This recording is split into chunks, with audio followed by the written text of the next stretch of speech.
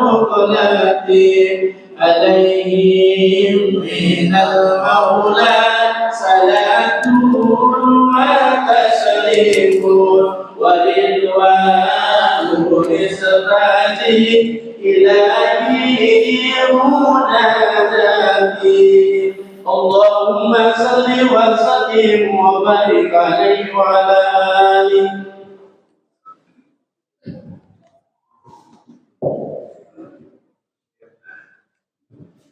وفاتح إلى سيدنا وحبيبنا وشفيعنا رسول الله محمد بن عبد الله وعلى آله وأصحابه وأزواجه وذريته وأهل بيته أجمعين خصوصا إلى روح سيدنا أحمد بن عيسى المهاجر الفقيه المقدم محمد بن علي وعلي وجميع سادات علي وعلي وصول وفروئهم وإلى حضرة النبي محمد صلى الله عليه وآله وبارك على الفاتحة.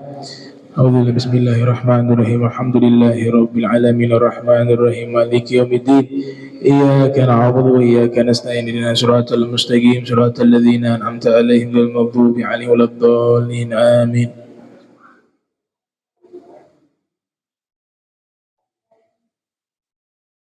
Assalamualaikum warahmatullahi wabarakatuh. Alhamdulillah qawi sultanuh al-wadih burhanuh al-mabsuti fil wujudi karamuhu wa ihsanuh ta'ala majduhu wa azuma sya'nuhu khalaqa khalqa li hikmah wa ta'aliha ilmah wa basata lahum min faidil minnah ma jarrat bihi fi akdarihi al-kismah asyhadu an la ilaha illallah wahdahu la syarika lah wa asyhadu anna sayyidana Muhammadan abduhu wa rasuluhu la nabiyya ba'dah. Allahumma salli wa sallim ala nabiyyina Muhammadin wa ala alihi wa ashabihi wa man tabi'ahum bi ihsanin ila yaumil qiyamah amma ba'du. Subhanak la ilma lana illa ma 'allamtana innaka antal alimul hakim. Rabbi israh li sadri wa yassir li amri wahlul 'uqdatan min lisani yafqahu qawli wa saddid lisani wa hadi qalbi bihaqqi sayyidina Muhammadin sallallahu alaihi wa alihi wa barak wasallam. Ya man huwa fi 'uluwihi ka'in ya man huwa fi fi'li hamid ya man huwa fi majdihi matin. Allahumma akrimna bi nuril fahmi wa akhrijna min zulumatil wahmi warzuqna fahman nabiyyin wa hifdzal mursalin wa ilhama malaikatil muqarrabin. Rabbana zidna ilman wa fahma wa akla ya akramul akramin bihaqqi sayyidina Muhammadin khatamil anbiya wal mursalin ya rahman ya rahim wa sallallahu ala sayyidina Muhammadin wa ala ahlihi wa sahbihi wa baraka wasallam walhamdulillahi rabbil alamin. Qala al-musannifu rahimahullah wa radiyallahu ta'ala anhu wa arda wa nafa'ana bihi wa bi'ulumihi wa amaddana bi asrarihi wa a'adana min barakatihi fid darain. Radiyallahu ankum. Faslun as-salatu ats-tsalitsatu al-maghribu lugatan waqtul ghurub wa hiya aksaru salawati waqtaha waqtuha yadkhulu bi ghurubi qursi syamsi wa yakhruju bi ghurubi syafaqil ahmar wa huwa al-humratu fil ufuq. Awqatu salatil maghribi sab'atun. Alhamdulillah, puji syukur kehadirat Allah, salawat salam senantiasa tercurahkan kepada junjungan mulia Nabi tercinta Nabi Yuna Muhammad sallallahu alaihi wa alihi wasallam beserta segenap keluarga beliau, sahabatnya dan umatnya. Kita sampai ke salat maghrib ya, waktu salat maghrib. Secara bahasa disebut dengan waktu al-ghurub, tenggelamnya matahari. Sebab itu dinamakan maghrib. Maghrib itu keterangan waktu, diambil dari kata gorbun, barat. Karena matahari tenggelam itu ke arah barat, sehingga diartikan sholat yang dilakukan di saat tenggelamnya matahari di arah barat. Itu disebut dengan al-maghrib. Ya. Nah ini bisa dilihat kalau kita di Ternate misalnya di Dorpedo ya, ada pantai apa tuh yang ada kolam renang di samping itu ya, Ichi apa begitu ya, nah itu dah susah dihafal. Itu kelihatan matahari itu, dia tenggelam tuh ke arah laut, kelihatan. Nah waktu maghribnya itu di sini dikatakan tenggelamnya korsi asyams, bundarannya itu hilang baru maghrib ya, korsi syams. Dan ini solat yang paling pendek, solat yang waktunya paling pendek itu solatul maghrib ya. Solat maghrib itu waktu yang paling pendek. Di sini dikatakan wahia aksaru salawati waqta, dia adalah solat yang paling pendek waktunya, paling ringkas waktunya. Setelah maghrib apa? Subuh. Isya paling panjang. Isya solat yang waktunya paling panjang. Paling pendek maghrib, setelah maghrib subuh. Setelah subuh apa kira-kira? Asar. Asar. Setelah asar zuhur. Paling panjang isya. Selama fajar sodik belum muncul, itu masih isya. Jam 2 malam jadi, jam 3 malam jadi isya. Dan semua solat diperintahkan, mustahab, dianjurkan, disegerakan ketika waktunya, kecuali solat isya, sunnahnya diakhirkan. Sehingga ulama mengatakan kalau isya itu sunnahnya itu bukan dilihat waktunya karena waktunya luas, tapi jamaahnya, ditunggu jamaahnya makin ramai makin afdal kalau waktu isya. Makanya kalau ada ngajar lebih isya sedikit nggak ada masalah. Imam Malik begitu, kalau ngajar isyanya dimundur, ditakhir. Dalam syarah Fathul Bari ya, syarah Fathul Bari ala syarhi Sahih al-Bukhari, Ibn Hajar al-Asqalani menyebutkan sebagian ulama berpendapat afdoliyah salat isya ketika jamaahnya makin banyak makin afdol, dan menantinya itu masih bisa karena waktunya panjang. Nah ini masuk waktunya tenggelamnya bigurub, bundaran matahari, dan berakhirnya waktu maghrib apabila bigurubi asyafaqil al-ahmar, mega merahnya hilang. Mega merah hilang selesai waktu maghrib. Wa huwa al-humratu fil ufuq, dia itu mega merah itu dia tersebar di ufuk ya, di langit, penjuru langit. Awqatu sholatil maghrib sab'atun. Nah, waktu sholat maghrib itu ada 7. Yang pertama waktu fadilatin, waktu fadilah min awwali waqti bi qadril ishtigali bi asbabi sholah, yaitu awal waktu dan dia mampu mengerjakan sebab-sebab sholat. Wudunya sempurna, bisa menjawab azan yang kemarin itu, bisa sholat. Ada sholat sunnah juga gobliyah, tapi di Ternate gak bisa gobliyah, azan langsung qomat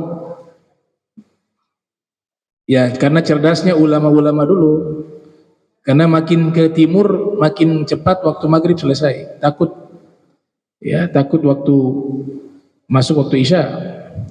Waktu maghrib paling cepat makin ke timur, makanya jamnya beda. Kita di sini bisa sampai jam 7 baru waktu maghrib, tapi kalau di tempat lain jam 6. Nah sehingga mereka masih bisa gobliyah walaupun bukan sunnah muakkadah ya. Nabi katakan sallu qabla al-isya, salli qabla al-isya liman syaa, atau kama qala sallallahu alaihi wasallam, Solatlah sebelum sholli qoblal maghribi, solatlah sebelum maghrib, liman sya'a, bagi siapa yang mau, qobliya maghrib. Yang kedua, waktu ikhtiar, itu nafsu waktil fadilah, dia berada di waktu fadilah, tapi sebab-sebab tadi, mungkin ada gak sempat sholat sunnah, atau ya dia terburu-buru, sudah tiba waktu masuk, tahu-tahu sudah iqamah, tapi masih waktu itu, namanya waktu ikhtiar. Waktu jawazin bila karohatin, waktu jawaz tanpa makruh, yaitu nafsu waktil fadilah. Ya, banyak sebab-sebab sholat yang tertinggal, tapi masih di waktu fadilah. Nah, dia lebih banyak meninggalkan sebab-sebab sholat, tapi waktunya masih di waktu fadilah, disebut waktu jawazin bila karoha.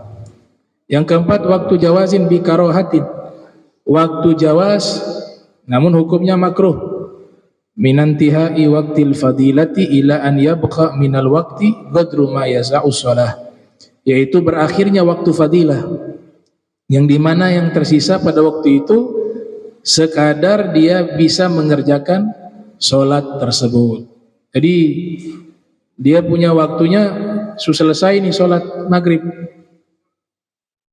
imam dan makmum sudah selesai, tapi dia datang, dia langsung sholat, nah itu makruh. Ada ulama mengatakan biasanya kan sunnah azan, tapi kalau sudah masuk waktu karahat tidak disunahkan azan lagi, khusus untuk maghrib.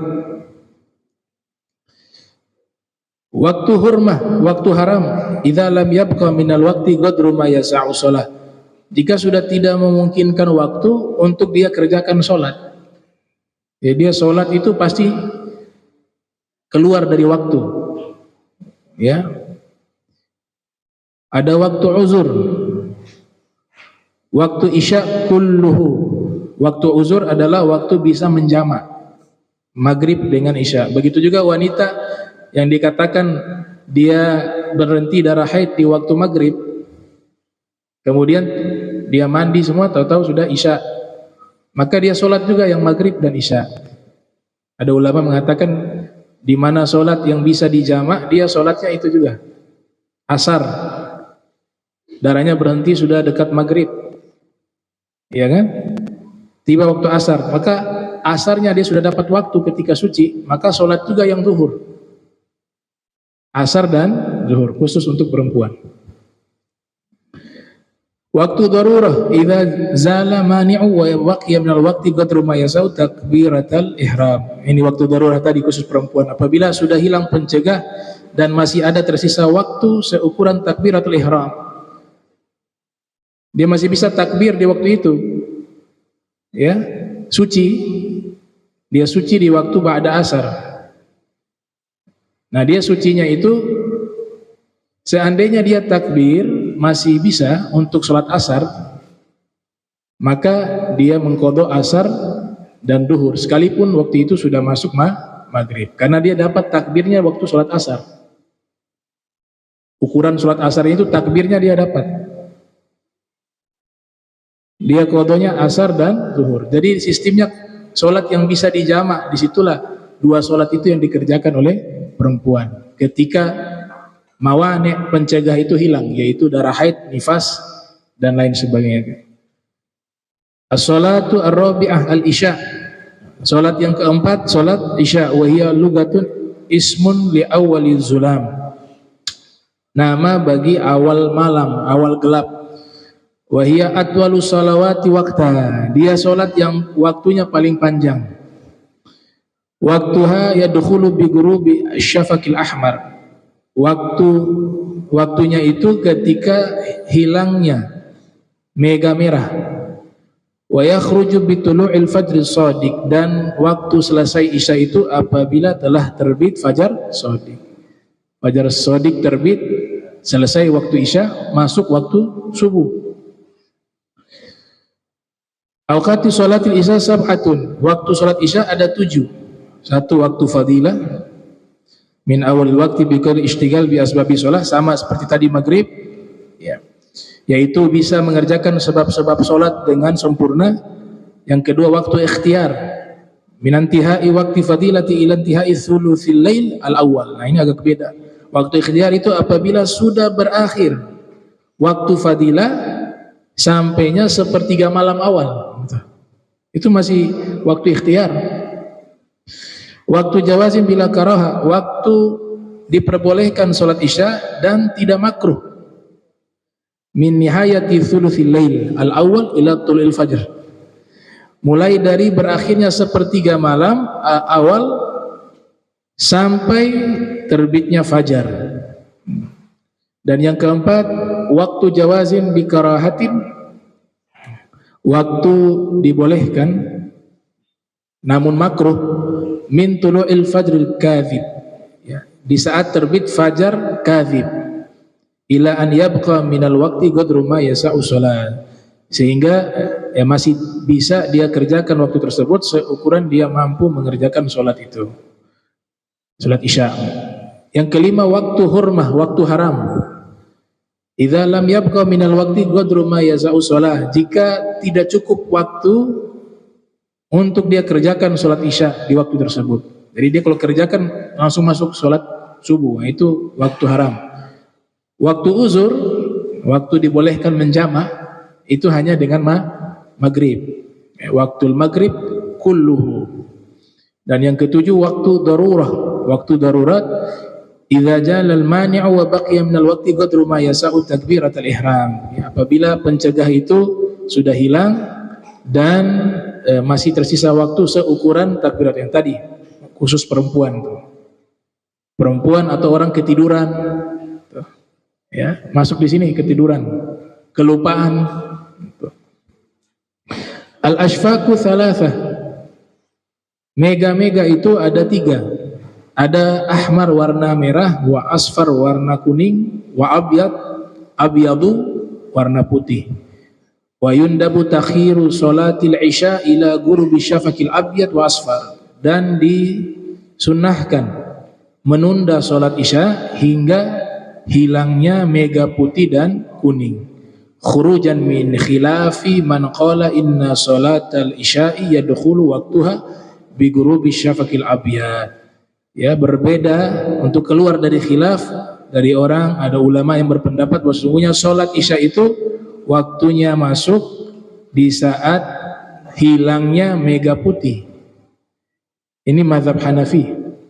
Mazhab Hanafi itu malam sekali isyanya, ya, mega putihnya hilang baru bisa masuk sholat isya.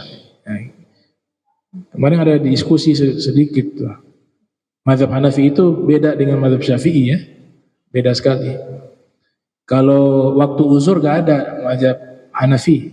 Menjamak sholat haram kalau mazhab Hanafi, walaupun dalam keadaan safar. Dibolehkan ketika melaksanakan ibadah haji saja, ketika berada di Arafah sama Musdalifah. Mazhab Hanafi membolehkan jamak pada waktu itu saja. Kalau mazhab Syafi'i, dia sudah melakukan perjalanan jauh 83 atau 90 kilometer takriban, sudah bisa jamak dan qashar. Tapi mazhab Hanafi mengqashar wajib, azimah, ya. Lagi safar qasharnya wajib. Berbeda dengan Syafi'i, dikasih pilihan kondisional.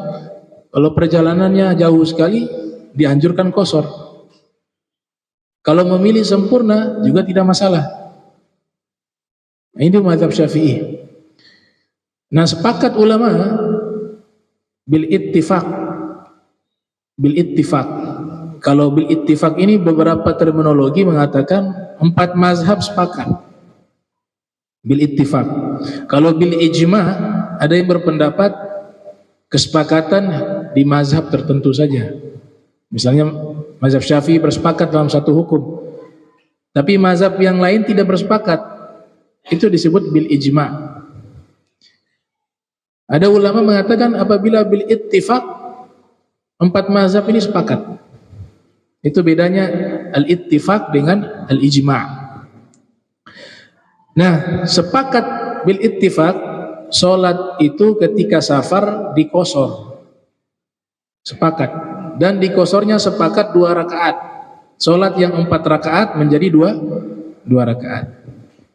Ada Profesor Dr. Said Muhammad bin Alwi Al-Maliki dalam kitab Al-Manhalul Latif itu, dulu ada seseorang, dia semua tanya jawab, ada yang bertanya, dia mengeluarkan fatwa. Fatwa semua. Bertanya masalah ini dikeluarkan fatwa. Satu kali ada yang bertanya tentang qasar sholat maghrib. Apakah sholat maghrib bisa dikosor? Maka dia berfatwa bisa dikosor. Jadi 1 rakaat. Nah, ini sebab gengsi dan masalah ini dia belum tahu. Kemudian karena ditanya dia malu, ya dia jawab juga. Dia katakan maghrib itu bisa dikosor. Sedangkan bil ittifaq, kesepakatan semua 4 madhab, yang bisa dikosor itu sholat yang rubaiyah, yang 4 rakaat. Maghrib tidak bisa dikosor. Ini yang dikatakan oleh Ibnu Mas'ud, ini yang dikatakan oleh Ibnu Abbas, ya. Man aftan nasa fi kulli ma yas'alunahu anhu fahuwa majnun. Siapa yang berfatwa atas pertanyaan seluruh manusia, jadi semua pertanyaan dia keluarkan fatwa, maka dia adalah orang gila. Karena tidak mungkin semua ilmu dia bisa mengetahui. Ilmu agama ini luas, wasi'. Itu diriwayatkan oleh Imam At-Tabrani dalam Mu'jamnya, yang lahir 260 Hijriah, wafat 360 Hijriah. Kenapa mazhab Hanafi mengharamkan? Ya karena data yang sampai kepada Imam Abu Hanifah dan ulama-ulamanya yang belakangan, Ghadi Abu Yusuf, itu adalah riwayat ketika Nabi melaksanakan ibadah haji, kemudian Nabi menjamak. Sedangkan di dalam Al-Quran tidak ada ayat yang menerangkan tentang sholat jamak, yang ada qasar. Surat An-Nisa, ya, ayat 101, wa idza darabtum fil ardi falaisa 'alaikum junahun an taqsuru minas shalah. Apabila kalian melakukan perjalanan jauh di bumi ini, maka tidak mengapa bagi kalian untuk meringkas sholat. Ini dalil sholat qasar. Tapi kalau jamak nggak ada keterangan di dalam firman, adanya dalam hadis Nabi Sallallahu Alaihi Wasallam. Kalau qasar ada di dalam Al-Quran juga ada, di dalam sunnah juga, as-sunnah juga ada. Dari sinilah mereka mazhab Hanafi menyatakan bahwa hukumnya haram untuk menjamak sholat, walaupun dalam keadaan safar, kecuali sedang melaksanakan ibadah haji di Arafah dan Musdalifah. Durasi waktunya 15 hari kalau mereka. Kalau mazhab Syafi'i kan 3 hari di tempat kita menetap sesaat, mukim, ya. 2 harinya hitungannya pergi dan kembali. Jadi kalau di total 5 hari gitu. Kalau sudah tahu lebih nginapnya 4 hari 5 hari, gak bisa lagi di qasar, di jamak juga gak bisa, karena sudah tahu mukimnya lebih dari 3 hari. Perbedaan sangat banyak mazhab Hanafi dengan mazhab Syafi'i, ya. Tapi itulah kekayaan ilmu. Di India ini kan terbesar 2 mazhab, mazhab Hanafi, mazhab Syafi'i. Kalau mazhab Syafi'i adanya paling besar tuh daerah namanya Kerala. Kerala itu 99% mazhab Syafi'i, sama kayak kita di Indonesia. Bahkan ulama Nusantara mensyarahkan kitab karangan ulama mazhab Syafi'i asal India, Syekh Zainuddin Malibar. Beliau punya kitab namanya Qurratul Ain Fiqih, yang nanti disyarahkan lagi oleh beliau, judulnya Fathul Mu'in. Ulama Nusantara kita, Syekh Nawawi Banteni, juga menjelaskan kitab itu namanya Nihayatuz Zain fi syarhi Qurratul Ain. Ya karena sama-sama Syafi'i. Apalagi sanad ilmunya beliau bersambung kepada Ibn Hajar Al-Haytami. Nah, mereka di Kerala 99% mazhab Syafi'i. Kalau saya tanya itu di Pakistan 99% Hanafi. Bangladesh dan sekitarnya itu mereka mayoritas mazhab Hanafi. Makanya di Jordan itu ada ulama ahli teologi namanya Dr. Said Fudah. Dia mengatakan di zaman kita saat ini mazhab terbesar itu Hanafi. Setelah itu Syafi'i. Karena mazhab Hanafi berada di populasi manusia yang jumlahnya besar. Ada di India, Pakistan, Bangladesh, di Sin, di Cina juga. Itu mereka jumlah penduduknya sangat besar. Ya, setelah itu baru Syafi'i. Itu pendapat Dr. Said Fudah.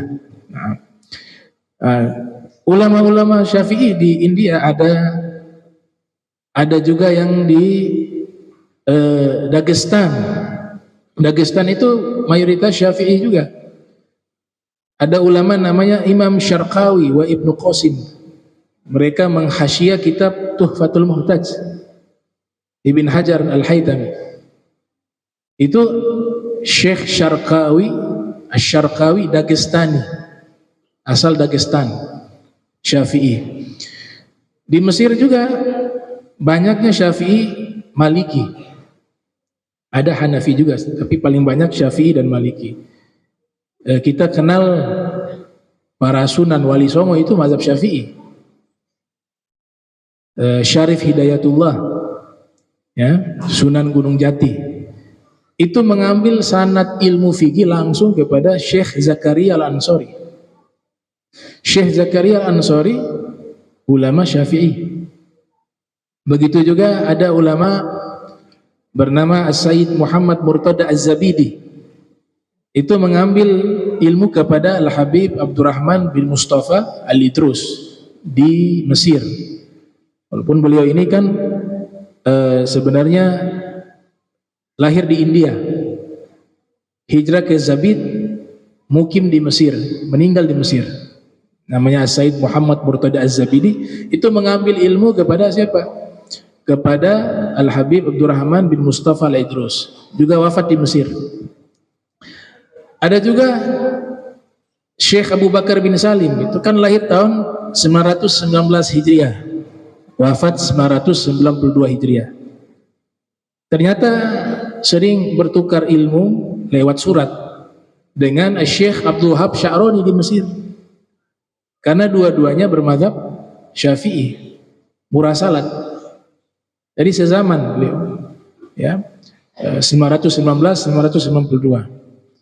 Syekh Abdul Wahab Sya'rani abad 898 lahir, wafat 973. Ya, masih bisa diterima riwayat ini. Tuh. Nah, ini terkait dengan masalah waktu sholat. Tadi saya katakan mazhab Hanafi itu makmum juga tidak boleh baca Fatihah kalau kita berimam, imam yang baca Fatihah, makmum diam saja untuk mendengar bacaan, baik juga di jahar maupun sholat sir. Kalau Maliki beda, sholat sirnya itu makmum wajib baca, tapi sholat jahar makmum tidak membaca surat Fatihah karena tugasnya mendengar sesuai perintah di dalam Al-Quran, ya kan? Apabila dibacakan Al-Quran kepada kalian, fastami'u lahu, disuruh apa? Dengarlah, bukan disuruh baca. Nah, ini yang diambil oleh mazhab Maliki. Cuma konsekuensinya kalau mazhab Hanafi, imamnya batal, semua makmum juga batal. Maka disuruh i'adah, mengulang sholat. Nah, kalau mazhab Syafi'i, imam batal, kita masih lanjut. Ada khalifah pengganti di belakang. Bisa melanjutkan, bisa juga niat mufarakah. Bisa keluar dari sholat jamaah. Nah, ini waktu sholat ini berkaitan dengan apa? Dengan alam, siang dan malam. Aqimi sholata tarafain nahar wa zulafan minal lail. Dirikanlah sholat di dua penghujung waktu siang dan tibanya waktu malam. Maka ada salah satu tokoh sufi mengatakan, tujuan Allah ciptakan siang dan malam untuk sholat. Tujuan Allah ciptakan siang dan malam sebagai waktu sholat. Nah ini kita lihat matahari tenggelam, tiba waktu malam. Kemudian terbitnya fajar shodiq, mulai waktu subuh. Ini jadi pembahasan di kalangan para ulama terdahulu, ya. Sebenarnya yang berputar itu matahari ataukah bumi? Itu sebenarnya hakikatnya tidak tenggelam, itu dia berputar, tidak tenggelam. Nah kalau orang-orang terdahulu, golongan kaum filosof di Yunani itu, mereka percaya bahwa yang berputar itu bumi. Matahari tidak bisa berputar, karena matahari adalah poros alam semesta. Kiblat alam semesta itu matahari. Itu menurut beberapa tokoh filosof, tidak semua ya, karena Aristoteles juga tidak sepakat. Tapi kalau tokoh-tokoh barat tuh, Nicholas, siapa namanya tuh, Copernicus, ada Galileo. Nah, mereka mengatakan bahwa matahari tidak bergerak, tapi yang berputar itu bumi. Ya, Galileo sama Nicholas, siapa tuh namanya tuh? Ada tokoh tuh. Kalau di Al-Quran ini ada 3 teori sebenarnya. Kalau ulama-ulama Islam ya, ulama-ulama ilmuwan Islam, ada yang mengatakan matahari yang berputar, bumi yang diam, karena dianggap bumi poros alam semesta. Ada teori itu. Kalau kita ambil semua ya pendapat ilmuwan ya, kita simpulkan tuh ada 3. Yang pertama, yang berputar itu bumi mengelilingi matahari. Mataharinya tidak bergerak. Pendapat kedua, bumi yang tidak bergerak, matahari yang mengelilingi. Mana tidak bergerak, itu bukan dia tidak berotasi, rotasi tetap, karena bumi itu kan 2 gerakan. Gerakan pertama dia berputar, gerakan kedua mengelilingi matahari. Jadi 2 kali putaran. Nah, pendapat ketiga, dua-duanya berputar. Baik matahari juga berputar, bumi juga berputar. Saya tidak habis pikir ya. Maksudnya pembahasan ini kan dibahas ribuan tahun yang lalu, ratusan tahun yang lalu. Kalau tokoh Yunani ribuan tahun. Kalau ulama kita itu di abad-abad keempat, abad kedua, abad kelima, itu jadi pembahasan. Di zaman itu ada tokoh astronomi, ilmu sama, namanya Abu Rayhan Al-Biruni. Abu Rayhan Al-Biruni. Ya, ini lahir tahun 362 Hijriah, wafat 450 Hijriah. Beliau menulis kitab namanya Miftah Ilmil Falak. Beliau mengatakan bahwa bumi itu berputar mengelilingi matahari. Kemudian ketika dia berputar, keadaan bumi itu juga berputar. Itu dibahas di kitabnya. Beliau tuh abad 3 sampai 4 Hijriah. Bahkan ada teori yang mencengangkan. Beliau mengambil dalil bahwa Al-Quran sudah mengisyaratkan bumi itu berputar. Di surat An-Naml ayat 88. Ya. Wa taral jibala tahsabuha jamidatan wa hiya tamurru marras sahab. Apakah kalian melihat wataral jibala, kalian melihat gunung itu seakan-akan kokoh? Kalian mengira seperti itu, kata Allah. Tidak, gunung itu dia bergerak seperti geraknya apa? Awan di langit. Mereka memahami ayat ini artinya apa? Bumi itu bergerak. Sebagaimana awan itu bergerak, bumi juga bergerak. Teori terbaru saat ini menyatakan bahwa matahari juga bergerak. Jadi bumi mengelilingi matahari berputar, namanya di garis edarnya. Setelah berotasi juga, ternyata matahari juga berputar. Nah, ini yang membantah teori daripada matahari itu adalah pusat alam jagat raya, atau membantah juga teori bumi adalah pusat jagat raya. Ternyata matahari mengelilingi apa? Bima Sakti. Jadi Bima Sakti masih luas lagi. Bumi mengitari matahari, matahari mengitari Bima Sakti. Berarti puncak atau kiblat alam jagat raya itu bukan bumi, bukan matahari, tapi Bima Sakti. Bima Saktinya wallahu alam. Seluas apa wallahu alam. Subhanallah, di surat Yasin kan isyarat ini ada. Makanya teori ketiga ini lebih cenderung, ini temuan baru, teori lama gak bicara ini. Bahwa bumi berputar, matahari juga berputar, ternyata berputar ke Bima Sakti. Di surat Yasin itu kan Allah isyaratkan tuh, wasyamsu tajri li mustaqarrin laha. Matahari itu tajri itu apa? Maknanya bisa gerak, berlari, berjalan. Ya.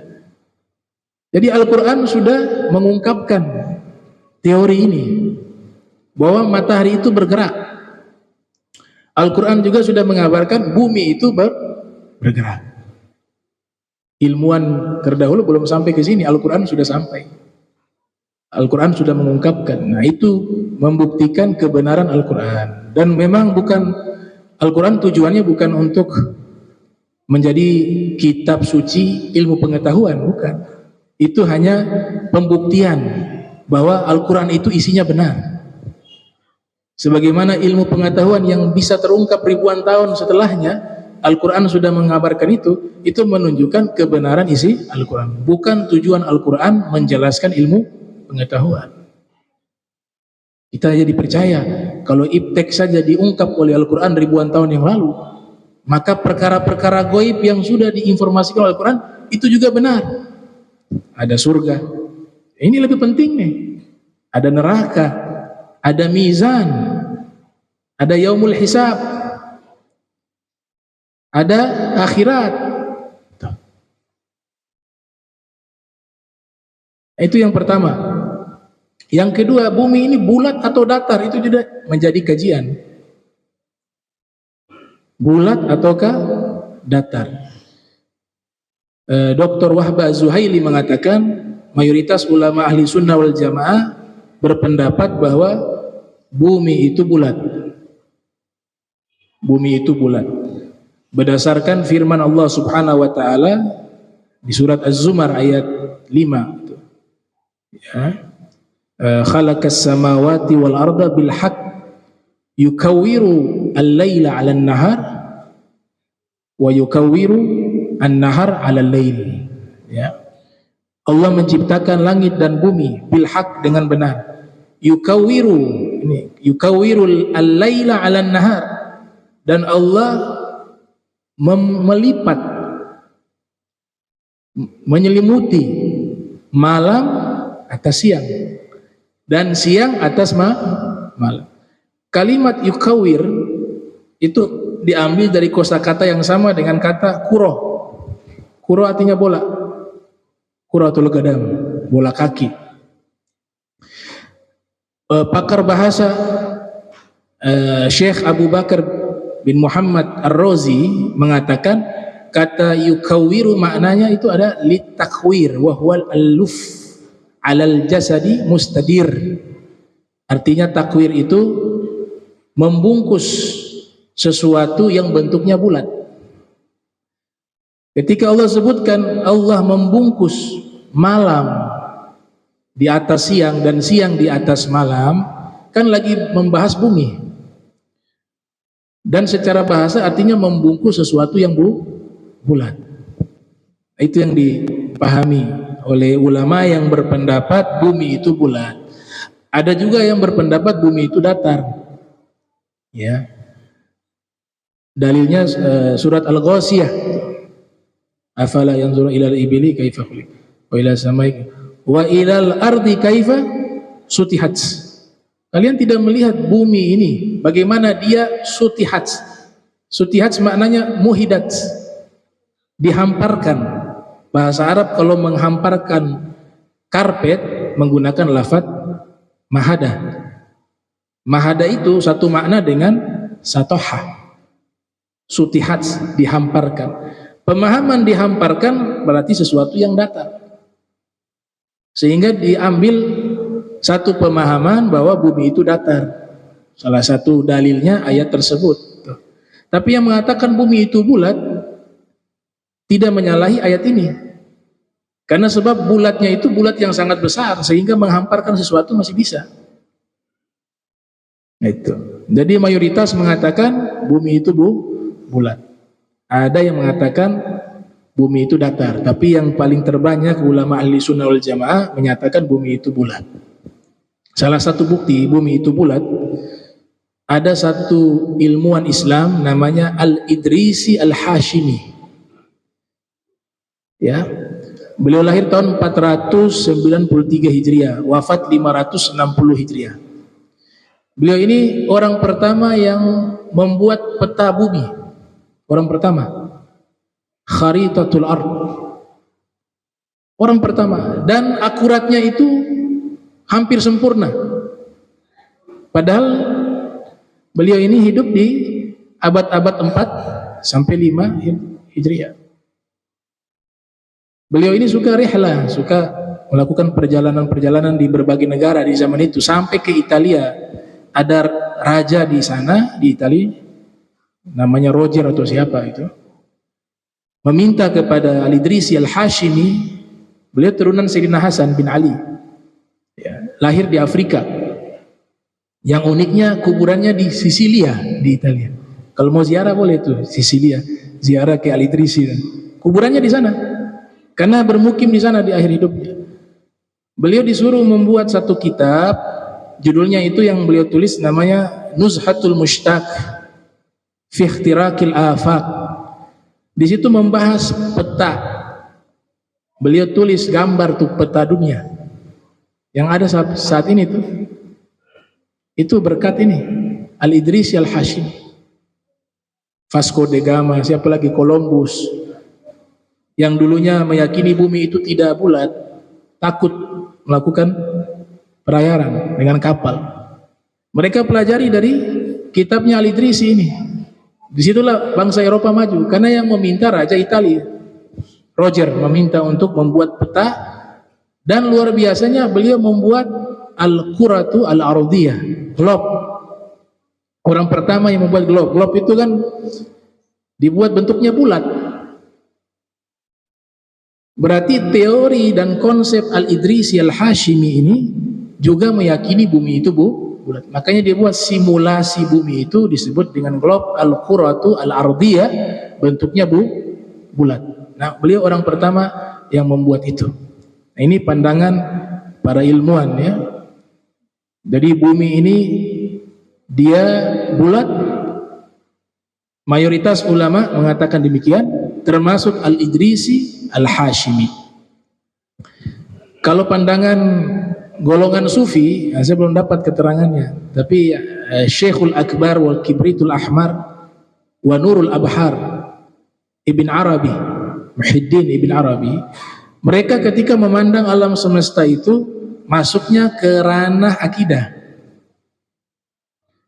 Ke ranah akidah.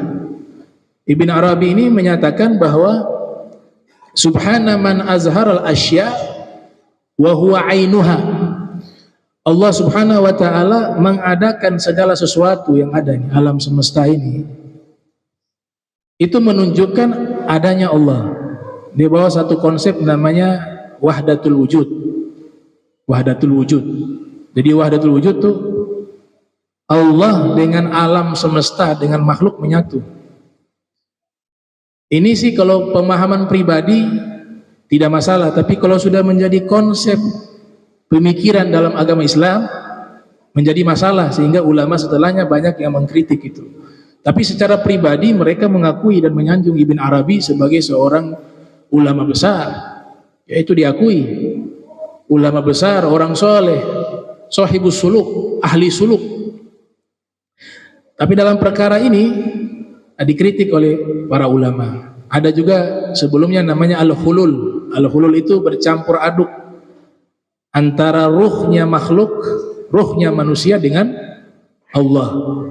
Ini juga dikritik oleh ulama, menjadi konsep pemikiran dalam teologi menjadi bermasalah. Yang mengasas ini adalah al-Hallaj. Ada juga al-Ittihad. Al-Ittihad menyatu tanpa bercampur. Menyatunya makhluk dengan Allah tanpa bercampur. Ini pemikiran para sufi-sufi besar di zaman itu, ya. Abu Yazid al-Bustami, al-Hallaj, kemudian Ibn Arabi. Ya, pandangan ulama Ahlussunnah wal Jamaah secara pribadi mereka orang soleh. Cuman mereka sudah sampai ke level yang namanya fana. Sehingga yang diucapkan itu mereka tidak menyadari. Yang bermasalah, pemahaman ini dikembangkan oleh oknum-oknum menjadi satu konsep pemikiran dalam Islam. Itu yang dikritik oleh salah satu ulama ahli teologi mutakhirin terbesar mazhab Asy'ari, namanya Syekh Mustafa Sobri.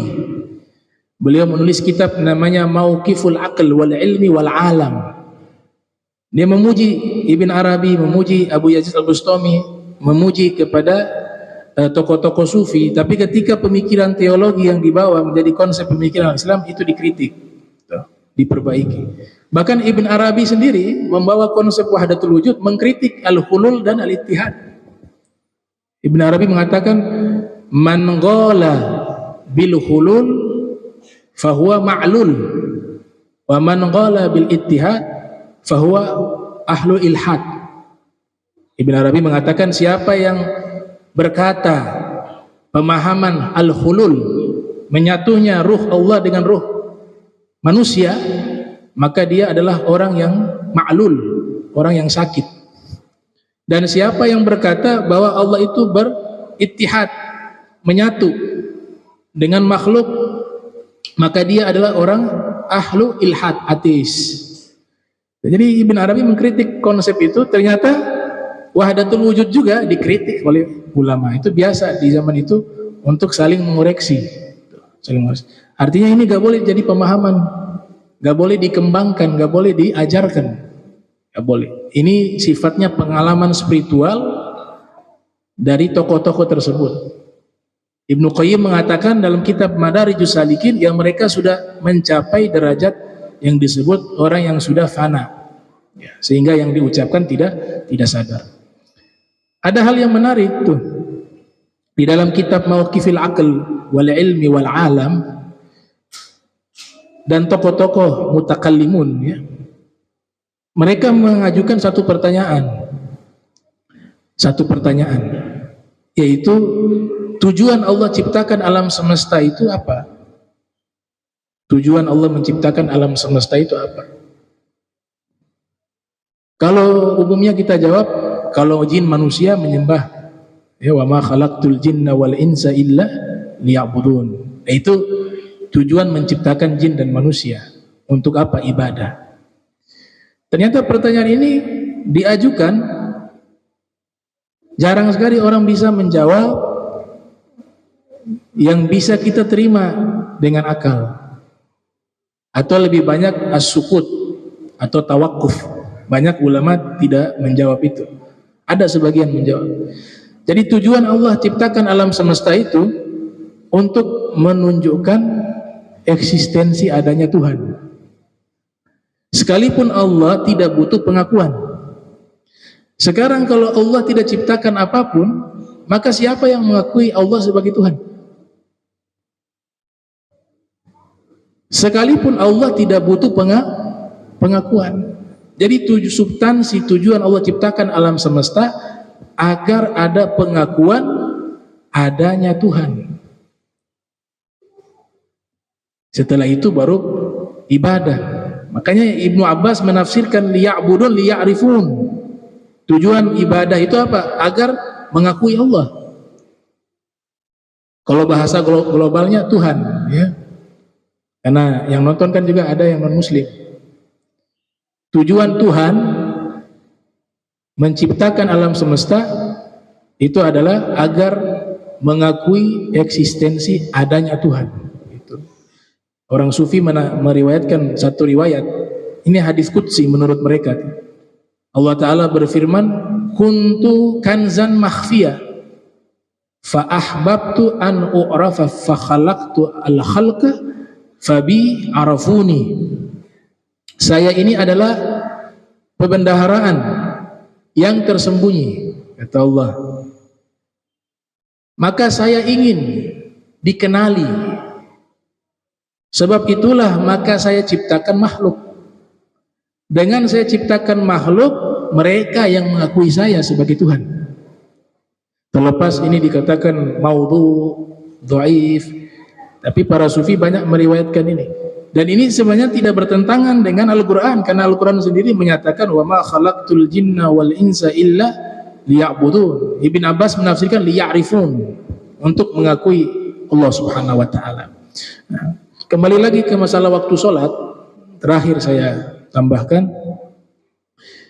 Jadi tujuan Allah ciptakan siang, malam, perputaran matahari dan seterusnya tadi satu sebenarnya, agar kita sholat. Ayat mengatakan untuk ibadah. Berarti tujuan kita ini diciptakan ada banyak tujuan. Jadi khalifah juga di ayat yang lain, inni ja'ilun fil ardi khalifah. Ini juga gak bisa dilupakan. Kita ditugaskan oleh Allah menjadi makhluk yang mengelola bumi, yang mengatur bumi. Itu juga perintah. Itu juga tuntunan di dalam Al-Quran. Tapi substansi utamanya adalah penghambaan kepada Allah. Salah satu bentuk penghambaan kepada Allah yang paling tertinggi adalah apa? Sholat. Berarti sholat ini Allah katakan ada waktunya. Karena ada waktunya, maka Allah ciptakan ada malam, ada siang. Adanya malam dan siang, ada perputaran matahari, ada perputaran bumi. Jadi tujuan ini semua nih yang maha dahsyat karya Allah Ta'ala nih. Langit tanpa tiang, siang malam tidak pernah terlambat, matahari dia terbit di arah yang sudah disetting oleh Allah, terbit timur, tenggelam, barat. Ini tujuannya satu, agar kita beribadah kepada Allah Subhanahu wa Ta'ala. Makanya masalah waktu sholat itu Imam Malik meletakkan di bab paling awal kitab Al-Muwatta, kitab Wuqutis Shalah, atau kitab Mawaqitis Shalah, kitab waktu-waktu sholat. Diletakkan di bab awal kitab Al-Muwatta. Dan kitab ini hampir-hampir dijadikan kitab resmi, madhab resmi Daulah Abbasiyah. Khalifah namanya Mansur, Abu Ja'far Mansur, memerintahkan, mengusulkan kepada Imam Malik untuk menulis kitab yang isinya itu membahas masalah hukum, agar dijadikan apa? Hukum fikih resmi Daulah Abbasiyah dan diterapkan di semua wilayah kekuasaan Daulah Abbasiyah. Maka beliau tulis 40 tahun baru selesai. Sannaftu hadzal kitab fa aradtuhu ala 70 faqihah min fuqaha'il Madinah fakulluhum wata'uni alaihi fasamaituhul Muwatta. Ya, sudah ditulis kitab tersebut, dipresentasikan di hadapan 70 ahli fikih yang ada di kota Madinah, dan semuanya sepakat akan isi kitab tersebut. Maka saya namakan kitab itu kitab yang disepakati, Al-Muwatta.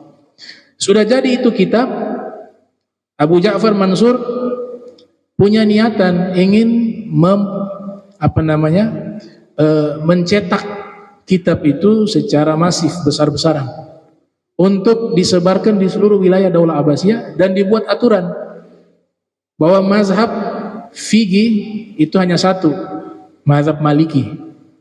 Padahal zaman itu ada mazhab Hanafi, ada mazhab Thawri, banyak tuh mazhab-mazhab yang ada waktu itu. Tapi Imam Malik menolak. Imam Malik mengatakan di semua wilayah itu punya ciri khas masing-masing. Yang saya bangun ini sifatnya apa? Zonni, istihad saya. Kalau khalifah memaksakan semua wilayah harus ikut dengan mazhab saya dan kitab saya Al-Muwatta, maka akan memunculkan apa? Masalah. Biarlah di masing-masing wilayah itu ulama-ulama mereka juga beristihad sama seperti saya. dan punya pertimbangan wilayah tempat tinggal secara geografi juga, dan mereka juga punya dalil yang sama yang saya miliki. Maka biarkan itu mazhab berkembang. Tuh bijaknya Imam Malik tuh. Hanya tidak jadi itu ditetapkan satu mazhab resmi dari Daulah Abbasiyah. Nah ini Imam Malik menjadikan standar amalia ahli Madinah itu menjadi dalil.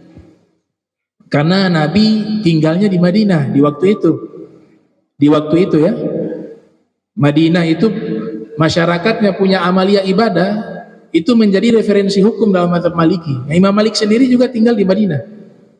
Kenapa menjadi hukum? Sebab disitulah Nabi hidup. Tidak mungkin mereka melakukan ritual keagamaan tanpa mengikuti Nabi, sedangkan Nabi hidup di situ. Nah, jadi dalil di situ. Kalau mazhab lain menolak itu, ya, menolak tradisi ahli Madinah dianggap sebagai dalil. Sekalipun mereka menerima jika ada nas, ada dalil yang sampai kepada mereka. Nah ini pembahasan tentang mawaqitus shalah. Insyaallah kita lanjutkan lagi, masih membahas tentang waktu salat subuh. Berikutnya kita akan bahas. Allahumma jam'ana hadza jam'an marhuma wa tafarraqna bari tafarruqan ma'suma wa la tajal minna wa la minna syakila mahruma. Subhanaka bihamdika asyhadu an astaghfiruka wa atubu ilaik. Wa sallallahu alaihi Muhammadin wa ala alihi wa sahbihi wa barik wasallam. Walhamdulillahirabbil alamin. Wassalamualaikum warahmatullahi wabarakatuh.